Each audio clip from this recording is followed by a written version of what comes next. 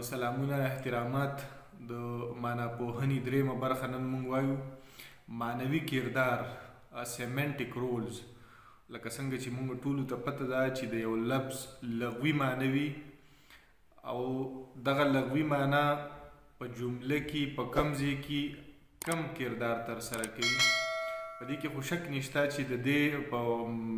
لفظ کې دننه معنوي خو دغه معنی چې کله په جمله کې ولګي څنګه چې موږ ته پته ده چې د جملې مختلفې حصې دي او دغه یو لفظ یا دغه معنی په یو ځای کې که موږ لګو نو هغه یو معنی ورکوي او که په بل ځای کې لګو نو هغه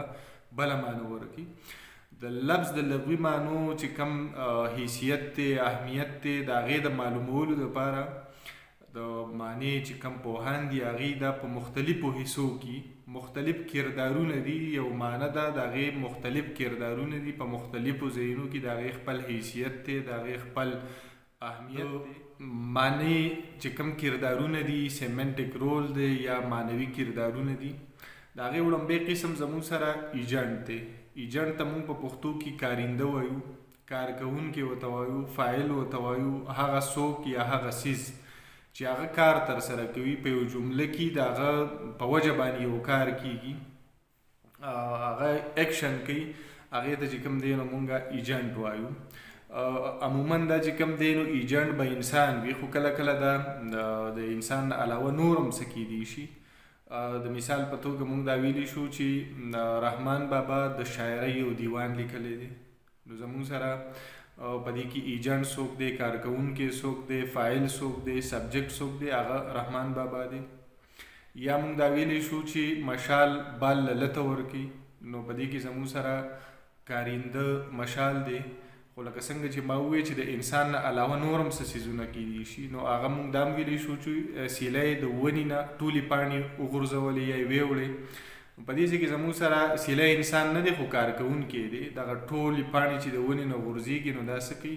سیلی. معنوي کردارونو کې یا په سیمنټیک رولز کې زموږ سره دویم دی تیم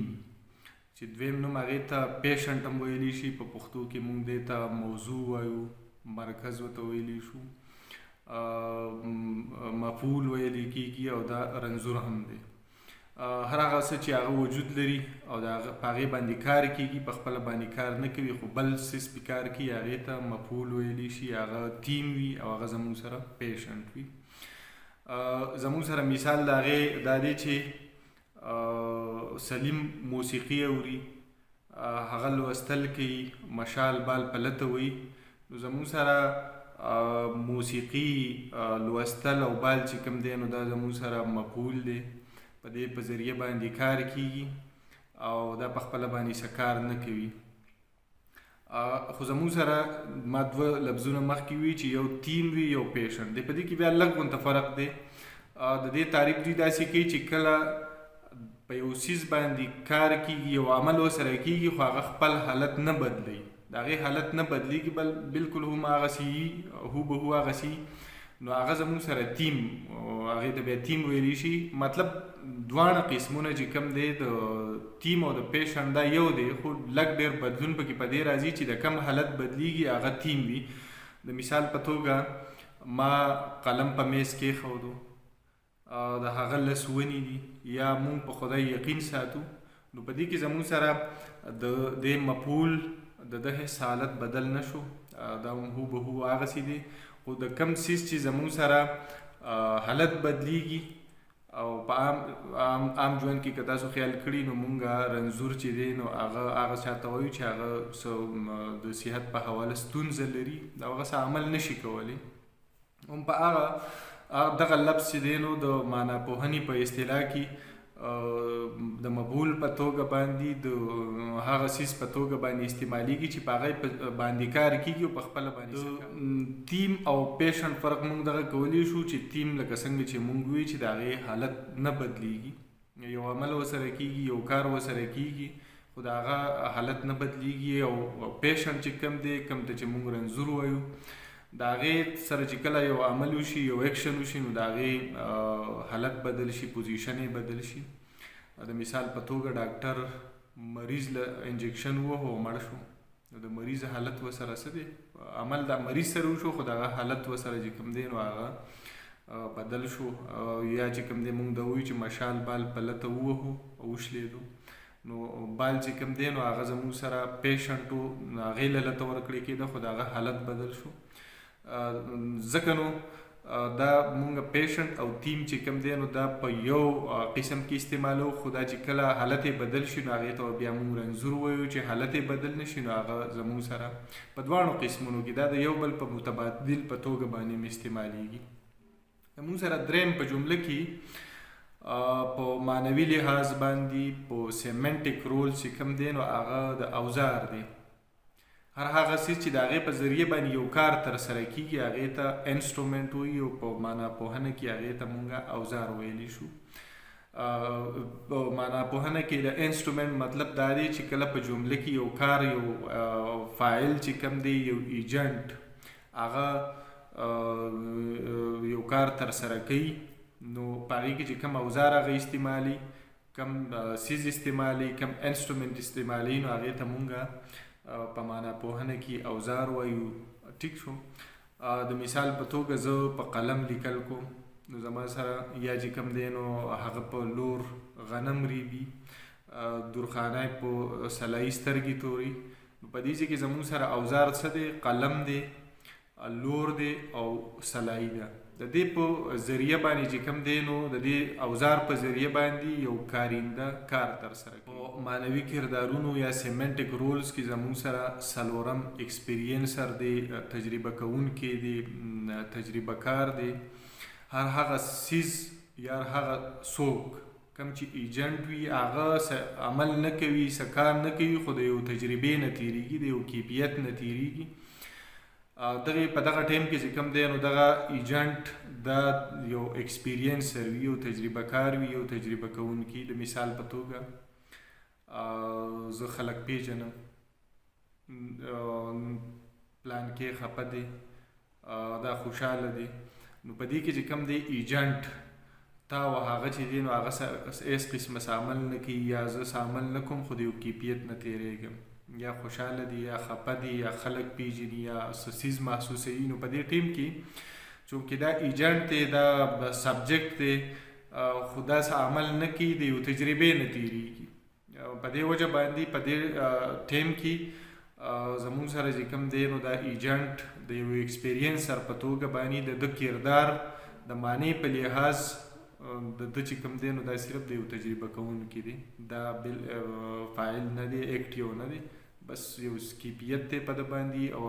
د ده دا حیثیت په دې ځای کې د یو ایکسپیرینسر په توګه په کار راځي. د معنوي کردارونو یا سیمنټیک رول چې دي په هغې کې زموږ سره پنځم قسم لوکیشن دی کوم چې مونږ ته د ناون فریز یا اسمي غونډ د هغې حالت حیثیت او ځای ښیي. لوکیشن په معنوي کردار کې هغه حیثیت لري او یا هغه څه ته وایي چې یو عمل د کوم ځای په کوم ځای کې کېږي په کوم ځای کې ترسره کېږي. د مثال په توګه مونږ دا ویلی شو چې اهلکان په سړک لوبه کوي نو سړک زموږ سره چې کوم دی نو هغه لوکیشن دی ځای دی.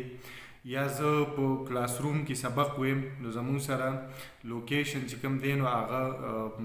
کلاس روم دی. یا یو بل مثال دا کیدی شي چې هغه په پټي کې لو کوي نو زموږ سره لوکیشن چې دی نو هغه پټی دی ځای زموږ سره څه دی پټی دی. دا دې نه مونږ ته اندازه لګي چې دا کم ایجنټ دا کم کارنده دی نو دا عمل کم ځای ترسره کوي په سړک باندې په کلاس روم کې او یا چې کوم دی نو په پټي کې. شپږم قسم زموږ سره سورس دی او سورس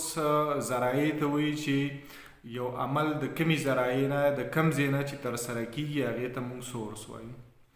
د مثال په توګه زه د کور نه تر پوهنتونه ځمه نو زما عمل د کم ځای نه شروع کېږي د کور نه شروع کېږي. یا درخانه د چینې نه اوبه کور ته راوړي نو هغه اوبه د کم ځای نه راوړي د چینې نه راوړي سورس یې څه دی چینی ده ذرایع څه ده هغه چینه ده او د هغه ځای نه هغه اوبه راوړي. اووم نمبر قسم زموږ سره ګول دی کم غرض دی مقصد دی دا مونږ ته دا پته لګي چې د دغه کارنده ایجنټ یا یو څیز چې کوم دی نو د هغې غرض او مقصد څه شی دی هغه په دغه ګول کې موږ ته پته لګي لکه څنګه چې ما مثال ورکو چې درخانۍ د کور نه د چینې نه اوبه کور ته راوړي نو غرض یې څه دی اوبه کور ته راوړل دي دا کور چې کوم دی نو هغه د هغې چې کوم دی ګول دی غرض او مقصد دی کور ته راوړل څه دي اوبه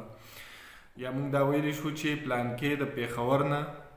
کابل ته لاړو پېښور زموږ سره سورس دی ځای دی او چېرته لاړ کابل ته لاړ کابل ته تګ چې دی نو هغه د هغه غرض او مقصد دی ګول دی په دې کې زموږ سره دا ټول قسمونه چې کوم وو دا د ناون فریز د هغې چې کوم حالت او حیثیت معلومولو کوم خپله باندې یو ایجنټ چې دی نو هغه تیم هم کیدی شي د مثال په توګه مشال ځان په خپله په سوک ووهو نو په دې کې ورسره دویم نشته په خپله باندې دی چې کوم دی تیم هم دی او دی کارنده هم دی دا د مختلفو حالتونو نه د تیری چې په هغې کې زموږ سره انسټرومنټ هم لکه موږ دا وایو چې درخانۍ په منګي کې اوبه راوړي نو منګي زموږ سره څه دی اوزار دی یا چې کوم دی نو د کوم د چینې نه راوړي نو چینه زموږ سره سورس دی ذریعه ده او چرته راوړي کور ته راوړي نو کور زموږ سره څه دی غرض او مقصد دی نو دا زموږ سره د یو معنی چې دی په مختلفو ځایونو کې د هغې مختلف حالتونو حیثیتونو د هغوی کردارو او هغه چې کوم دی نو مونږ ووایو